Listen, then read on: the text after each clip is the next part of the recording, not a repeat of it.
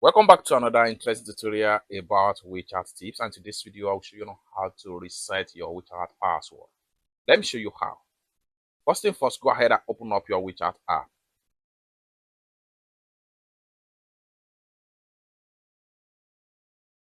Go ahead and click on me. Go ahead and click on settings.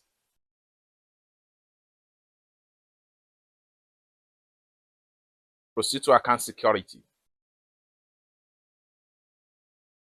Proceed to password.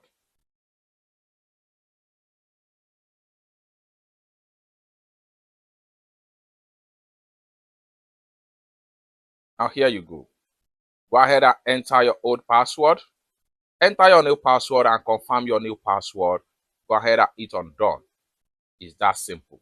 For more tutorial tips and tricks on how best to use your WeChat account, consider to subscribe.